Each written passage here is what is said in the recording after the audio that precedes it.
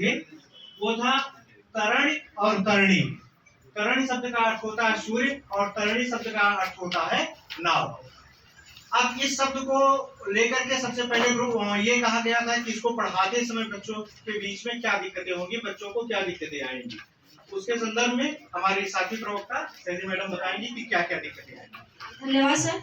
इस शब्द को लेकर सबसे पहले बच्चे के अंदर जो कठिनाई आएगी वो आएगी परिवेशीय ज्ञान, क्योंकि तरण और तरणी बच्चे को ये उसका परिवेश से अटकर गया है, बच्चा नहीं जानता है इसको, जो सबसे पहले इसकी कठिनाई होगी। और दूसरी जो कठिनाई आएगी वो मात्रा को लेकर के आएगी, क्योंकि तरण और तरणी मात्रा को लेकर दूसरी कठिनाई होगी। तीसरी जो होगी वो उसकी वर्तनी से लेकर के होगी। जी थैंक यू।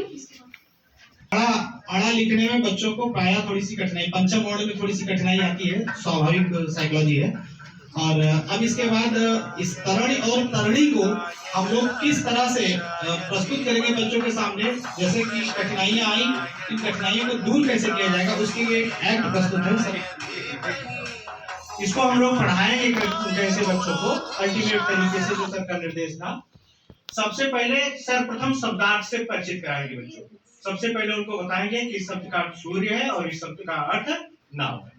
फिर तत्पश्चात उसका चित्र दिखाएंगे कि वो शब्द चित्र होगा और चित्र के नीचे तरणी और तरणी लिखा होगा, ताकि वो उनके दिमाग में और ज्यादा अच्छे ढंग से बैठ सके।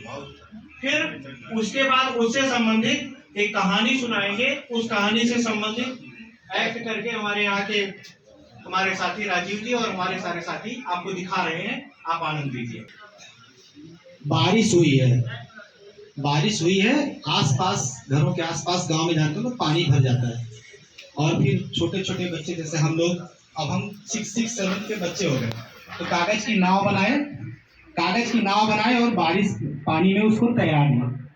नाव धीरे धीरे चल रही है, पुरानी नाव नहीं, कागज की नाव है, बारिश के पानी में चल रही है, नदी में नहीं चल रही है। अब ऐसे चला के हम खूब खुश हो रहे हैं। धूप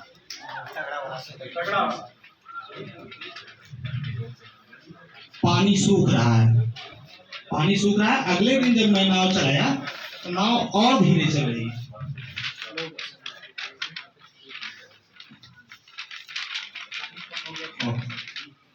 मैं जैसे ही रखा कीचड़ में फंस गई।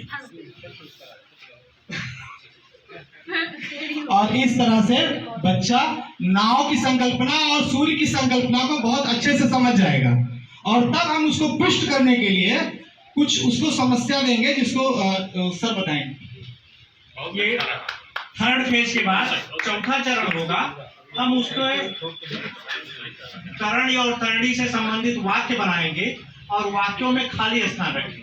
और बच्चे को यह करना होगा कि कहाँ पे हमें तरणी शब्द का प्रयोग करना है, कहाँ पर तरणी शब्द का प्रयोग करना है, उसको वो लिखेगा। जैसे हमने लिखा है, शुरुआत में ये डॉट डॉट डॉट है, यहाँ पे उसे कुछ भरना है कि किरणों के कारण पानी सूख गया है, और फिर डॉट डॉट डॉट है, नहीं चल पा रही है।